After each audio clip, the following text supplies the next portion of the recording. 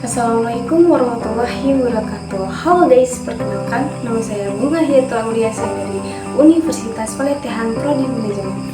Nah, di sini saya akan menjelaskan tentang neraca lajur. Pertama-tama, saya akan menjelaskan dasar-dasarnya terlebih dahulu. Neraca lajur adalah kertas kerja yang berisikan kolom-kolom yang dibuat khusus untuk menghimpun semua data-data akuntansi yang dibutuhkan pada saat perusahaan akan menyusun laporan keuangan yang sistematis. Terdapat beberapa komponen dalam neraca lajur, yakni neraca saldo, neraca penyesuaian, neraca setelah disesuaikan, laporan laba rugi, dan laporan keuangan yang masing-masing terdiri atas kolom debit dan kredit. Dua komponen lain berisi nomor dan nama akun. Manfaat dari pembuatan neraca lajur adalah untuk mempermudah penyusunan laporan keuangan, menggolongkan dan meringkas transaksi dari neraca saldo, serta penyesuaian dan mempermudah menemukan kesalahan yang mungkin dilakukan pada membuat jurnal penyesuaian. Neraca terbentuk 10 kolom terdiri dari nomor akun, nama akun, neraca saldo debit dan kredit, jurnal penyesuaian debit dan kredit, neraca saldo setelah disesuaikan debit dan kredit, laba rugi debit dan kredit, dan laporan keuangan debit dan kredit. Nah, tidak usah bingung, kita langsung saja membahas tentang soal dan tabelnya. Nah, kalian bisa lihat di samping saya itu soalnya PT Bintang Nusantara 30 Maret 2019. Yang pertama, kas sebesar 120 juta, kedua piutang sebesar 12 juta, ketiga sewa dibayar di muka sebesar 130 juta, keempat mobil angkut barang seharga ditunaikan sebesar 5 juta, kelima utang usaha sebesar 200 juta, keenam modal ibu Nabila sebesar 153 juta, ketujuh pendapatan jasa angkutan sebesar 1 juta, kedelapan beban gaji sebesar 6 juta, kesembilan perlengkapan kantor sebesar 180 juta. Di bawahnya, akun PT Bintang Nusantara membuat 4 penyesuaian pada akhir Maret 2019. A. Beban perlengkapan pada akhir Maret 2019 sebesar 2.500.000 dimasukkan ke debit. B. Sewa kantor modal yang harus diakui sebesar 800.000 dimasukkan di debit. C. Pendapatan jasa yang belum diterima 20 juta dimasukkan ke kredit. D. Beban penyusutan mobil angkut barang 15 juta dimasukkan ke debit. E. Akumulasi penyusutan mobil angkutan barang dimasukkan ke kredit. F. Piutang usaha sebesar 20 juta dimasukkan ke debit. Nah, di sini perintahnya, buatlah neraca lajur yang terdiri dari neraca saldo, neraca penyesuaian, neraca saldo setelah penyesuaian, laporan laba rugi, dan laporan posisi keuangan. Selanjutnya, saya akan menampilkan tabelnya. Pertama-tama, kita bikin kolom dulu, yaitu kolom neraca saldo. Saya akan memasukkan soal itu ke kolom neraca saldo. Pertama, saya tulis nama akun dan neraca saldo. Nama akun itu kita masukkan di bawah nama akun, karena di soalnya kas terlebih dahulu. Kita tulis kas dan di situ angkanya sebesar 120 juta. Saya akan memasukkan angka tersebut di kolom neraca saldo. Kita masukkan di debit, soalnya debit adalah pencatatan pengurangan nominal uang. Selanjutnya, piutang. Saya akan memasukkan angka itu ke debit sebesar 12 juta. Dikarenakan piutang itu suatu hak pembayaran milik perusahaan terhadap suatu pihak karena telah menerima produk atau jasa, tapi belum membayarnya dengan lunas. Jadinya termasuk dengan pengurangan nominal. Selanjutnya, sewa dibayar di muka. Saya akan memasukkan angkanya di debit dikarenakan sewa dibayar di muka itu biaya telah dibayar, tetapi manfaat dari pembayaran tersebut belum terasa atau belum diperoleh. Selanjutnya, mobil angkut barang. Saya akan memasukkan angka tersebut di debit sebesar 5 juta dikarenakan layanan yang menawarkan pengiriman barang dari satu tempat ke tempat lain, jadinya termasuk dengan pengurangan nominal. Selanjutnya, utang usaha. Saya akan memasukkan angka tersebut di kredit sebesar 200 juta. Kredit itu penyediaan uang atau tagihan yang dapat disamakan dengan itu berdasarkan persetujuan atau kesepakatan pinjam-meminjam antara bank dan pihak lain yang mewajibkan pihak meminjam untuk melunasi utangnya setelah jangka waktu tertentu dengan pemberian bunga. Dikarenakan utang usaha itu istilah keuangan yang umum digunakan untuk menggambarkan hutang jangka pendek dan kewajiban perusahaan kepada pemasok atau supplier atas barang maupun jasa yang dibeli secara kredit. Selanjutnya, modal Ibu Nabila sebesar 153 juta dikredit. Dikarenakan dana yang bisa digunakan sebagai induk atau pokok untuk berbisnis, melepas uang, dan sebagainya. Selanjutnya, pendapatan jasa. Angkut angkanya sebesar 100 juta dimasukkan ke kredit. Dikarenakan pendapatan jasa itu pendapatan yang diperoleh dari penjualan layanan yang diberikan oleh perusahaan dan nilai dari seluruh jasa yang dihasilkan suatu badan usaha dalam suatu periode tertentu. Selanjutnya, beban gaji. Angkanya sebesar 6 juta dimasukkan ke debit. Dikarenakan beban gaji itu beban yang harus dibayarkan oleh perusahaan kepada pihak lain atau jasa-jasa yang telah dilakukan oleh pihak lain demi kepentingan perusahaan. Selanjutnya, perlengkapan kantor. Angkanya sebesar 180 juta dimasukkan ke debit. Dikarenakan perlengkapan kantor itu istilah generik yang mengacu kepada semua perlengkapan yang umumnya digunakan di kantor, perusahaan, dan organisasi lainnya, mulai dari perorangan sampai pemerintah yang bekerja pengumpulan, perbaikan, dan keluaran informasi. Jadinya termasuk dengan pengurangan nominal. Selanjutnya, saya akan menjumlahkan debit terlebih dahulu, yaitu sebesar 453 juta. Selanjutnya kredit. Jumlah keseluruhannya 453 juta. Kenapa bisa angka tersebut bisa sama? Dikarenakan neraca saldo itu harus balance, yaitu neraca saldo harus seimbang atau disebut balance, di mana saldo akun pada sisi debit disebut aktiva, jumlahnya harus sama dengan saldo akun di sisi kredit disebut pasiva. Jika neraca saldo tidak balance, artinya terdapat kesalahan pencatatan. Selanjutnya, saya tambahkan kolom di samping neraca saldo, yaitu neraca penyesuaian. Kita lihat di soalnya di bagian akun PT Bintang Nusantara membuat 4 penyesuaian pada akhir Maret 2019.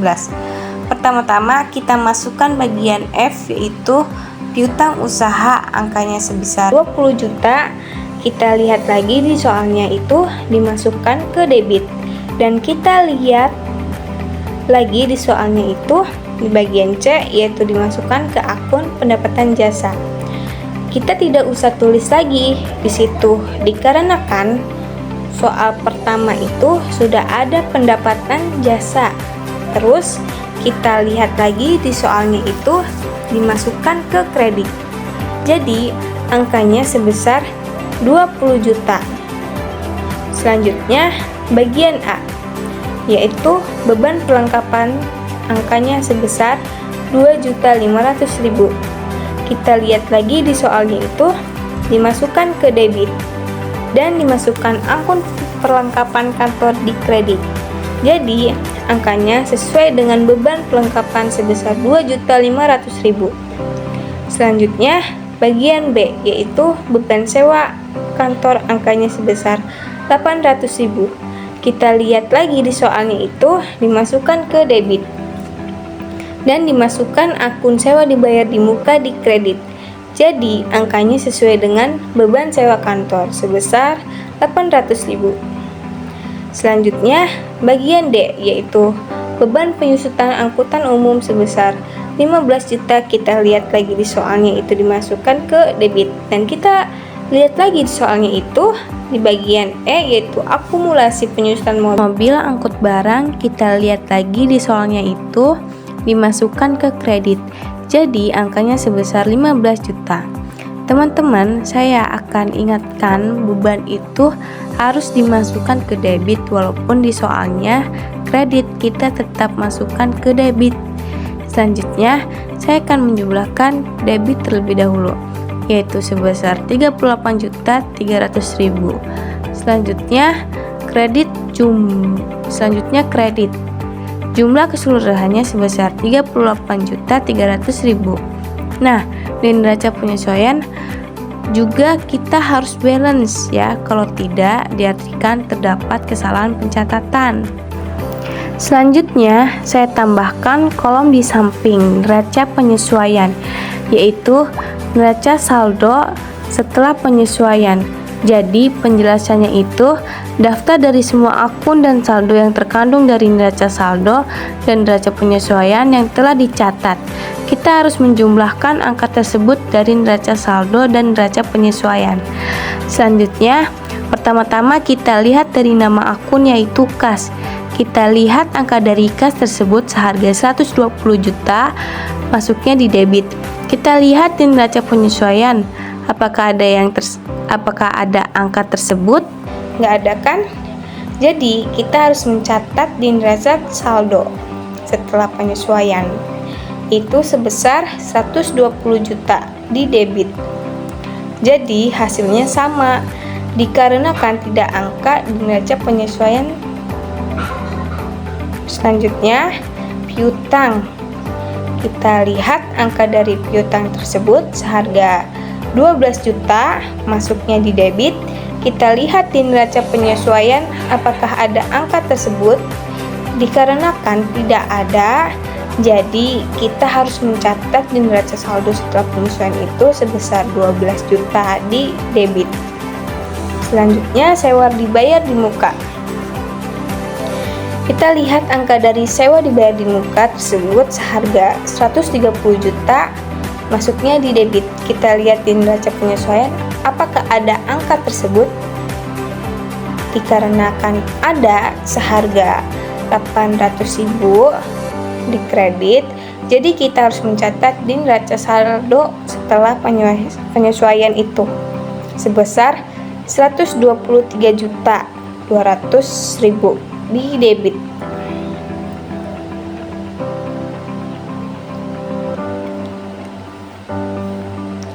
Jadi hasilnya berkurang dikarenakan angka neraca saldonya masuk ke kredit. Jadi kalau debit sama kredit itu harus dikurangkan.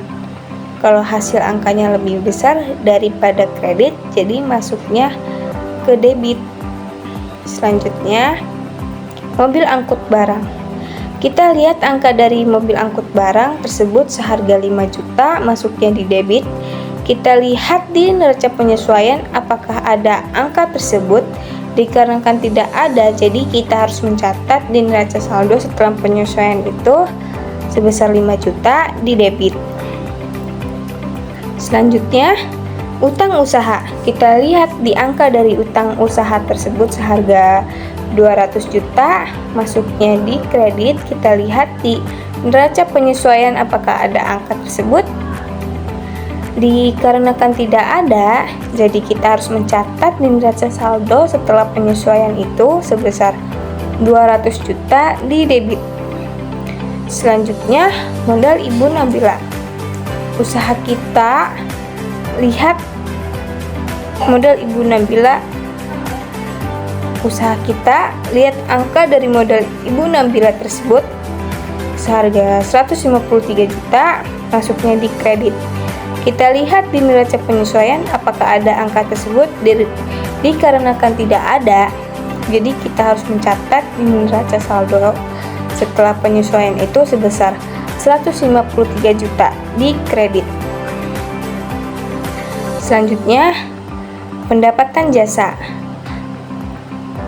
Pendapatan jasa angkutan. Kita lihat angka dari pendapatan jasa angkutan tersebut seharga 100 juta. Jadi dimasukkan di kredit. Kita lihat di neraca penyesuaian apakah ada angka tersebut? Dikarenakan ada seharga 20 juta di kredit, jadi kita harus mencatat di neraca saldo setelah penyesuaian itu sebesar 120 juta di kredit. Kenapa bisa seharga 120 juta? Karena di neraca saldo sama neraca penyesuaian itu angkanya sama-sama kredit, jadi ditambahkan ya. Beban selanjutnya beban gaji. Kita lihat angka beban gaji tersebut seharga 6 juta, masuknya di debit. Kita lihat di neraca penyesuaian, apakah ada angka tersebut? Dikarenakan tidak ada, jadi kita harus mencatat di neraca saldo setelah penyesuaian itu sebesar 6 juta di debit. Selanjutnya pelengkapan kantor. Kita lihat angka dari pelengkapan kantor tersebut seharga 180 juta, masuknya di kredit. Kita lihat di neraca penyesuaian, apakah ada angka tersebut? Dikarenakan ada seharga 2.500.000 di kredit, jadi kita harus mencatat di neraca saldo setelah penyesuaian itu 177.500.000 di debit.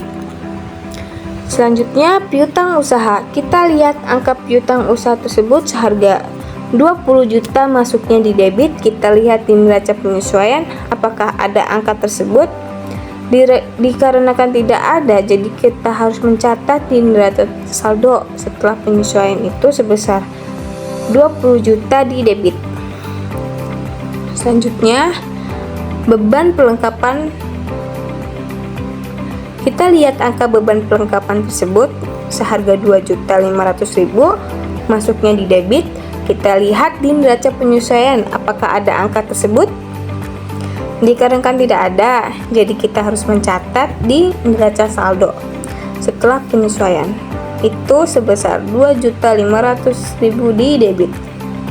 Selanjutnya beban sewa kantor. Kita lihat angka beban sewa kantor tersebut seharga 800.000, masuknya di debit. Kita lihat di neraca penyesuaian, apakah ada jangka tersebut? Dikarenakan tidak ada, jadi kita harus mencatat di neraca saldo setelah penyesuaian itu sebesar 800.000 di debit. Selanjutnya beban penyusutan mobil angkut umum. Kita lihat angka beban penyusutan mobil angkut umum tersebut seharga 15 juta, masuknya di debit. Kita lihat di neraca penyesuaian, apakah ada angka tersebut? Dikarenakan tidak ada, jadi kita harus mencatat di neraca saldo setelah penyesuaian itu sebesar 15 juta di debit. Selanjutnya akumulasi penyusutan mobil angkut umum. Kita lihat angka akumulasi penyusutan mobil angkut umum tersebut seharga 15 juta, masuknya di kredit. Kita lihat di neraca penyesuaian, apakah ada angka tersebut? Dikarenakan tidak ada, jadi kita harus mencatat di neraca saldo setelah penyesuaian itu sebesar 15 juta di kredit. Selanjutnya saya akan menjumlahkan debit terlebih dahulu, yaitu sebesar 488 juta. Selanjutnya kredit jumlah keseluruhannya sebesar 488 juta. Nah, di neraca saldo setelah penyesuaian juga kita harus balance ya, kalau tidak diartikan terdapat kesalahan pencatatan. Selanjutnya saya tambahkan kolom di samping neraca saldo setelah penyesuaian, yaitu laporan laba rugi. Jadi penjelasannya itu bagian dari laporan keuangan suatu perusahaan yang dihasilkan pada suatu periode akuntansi yang menjabarkan unsur-unsur dalam laporan tersebut, meliputi pendapatan, beban, laba, dan rugi sehingga menghasilkan suatu laba bersih. Selanjutnya itu pertama-tama kita lihat dari nama akun tersebut, yang termasuk laporan laba rugi itu pendapatan jasa angkutan, angkanya itu seharga 120 juta. Masuknya di kredit, jadi kita harus mencatat di laporan laba rugi itu sebesar 120 juta di kredit. Selanjutnya beban gaji. Angkanya itu seharga 120 juta, masuknya di debit. Jadi kita harus mencatat di laporan laba rugi itu sebesar 120 juta di debit. Selanjutnya beban pelengkapan angkanya itu seharga 2.500.000, masuknya di debit, jadi kita harus mencatat di laporan laba rugi itu sebesar 2.500.000 di debit. Selanjutnya beban sewa kantor, angkanya itu seharga 800.000, masuknya di debit, jadi kita harus mencatat di laporan laba rugi itu sebesar 800.000 di debit. Selanjutnya beban penyusutan mobil angkut umum, angkanya itu seharga 15 juta, masuknya di debit, jadi kita harus mencatat di laporan laba rugi itu sebesar 15 juta di debit. Selanjutnya saya akan menjumlahkan debit terlebih dahulu, yaitu sebesar 24.300.000. Selanjutnya kredit, jumlah keseluruhannya sebesar 120 juta. Nah, di laporan laba rugi ini tidak balance dikarenakan apa? Dikarenakan laporan keuangan suatu perusahaan yang dihasilkan pada suatu periode akuntansi yang menjabarkan unsur-unsur dalam laporan yang kita catat di laporan laba rugi. Nah, hasilnya itu tidak balance. Kenapa? Di tabel tersebut ada laba neto. Penjelasannya itu laba yang diperoleh perusahaan setelah dikurangi dengan pajak. Laba neto dikategorikan sebagai laba bersih setelah dikurangi pendapatan, beban, laba dan rugi. Jadi kita harus ngebalance-kan angka tersebut ya. Nah, ngebalance-nya tersebut dari angka terbesar yaitu 120 juta. Jadi saya yang harus dibalance yaitu angka sebesar 24.300.000. Maka kita harus tahu selisihnya. Nah, selisihnya ini yang menentukan bahwa laba rugi dan neraca itu betul atau salah. Caranya adalah pencarian selisihnya, dan selisih laba dan neraca ini kolom laba rugi dan neraca ini harus sama. Nah, cara mencari selisihnya bisa kalian lihat kolom laba rugi ini sisi debit lebih kecil daripada sisi kredit, maka selisihnya harus ditulis di sisi debit. Nah, 120 juta dikurang 24.300.000 hasilnya adalah 95.700.000.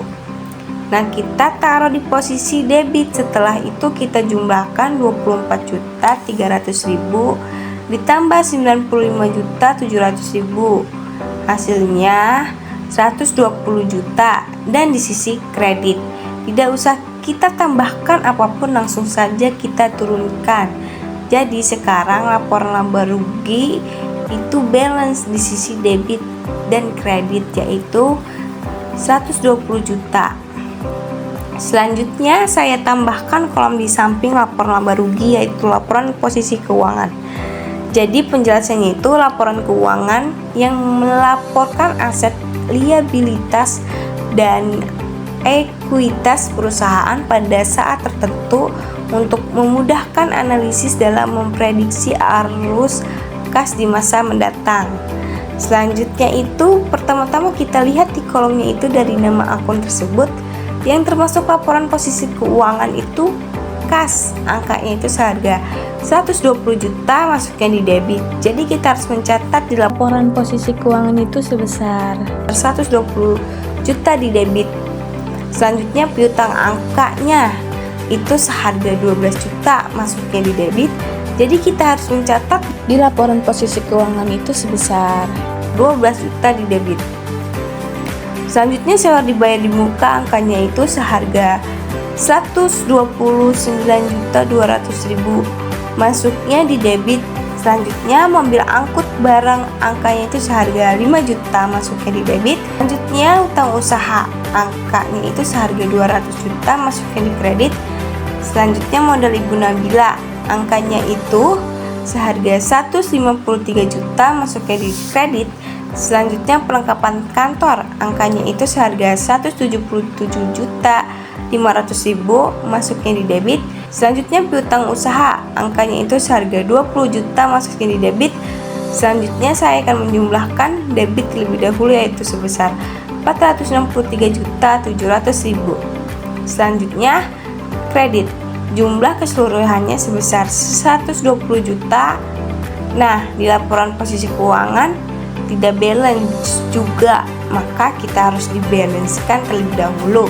Antara debit dan kredit lebih banyak debitnya, maka selisihnya kita taruh di posisi kredit 463 juta. Nah, ngitungnya itu 700.000 dikurang 350 juta, hasilnya adalah 110.700.000. Nah, bisa kalian lihat selisihnya antara laba rugi dan laporan posisi keuangan itu sama. Kalau tidak sama berarti ada yang salah ya. Nah, seperti itu cara mengecek. Setelah itu kita jumlahkan 463.700.000 ini, tinggal kita pindahkan, kemudian 350 juta ditambah 110.700.000 hasilnya adalah 463.700.000. Nah, sekarang kalian bisa lihat di hasil akhir ini antara laba rugi, debit dan kredit sama. Di bagian laporan posisi keuangan juga debit dan kredit juga sama. Nah, seperti itu cara menyusun neraca lajur. Guys, jika kalian sudah memahami materi ini, terima kasih sudah menonton di video saya. Jika saya salah kata, mohon maaf. Jangan lupa like, comment, and subscribe. Wassalamualaikum warahmatullahi wabarakatuh.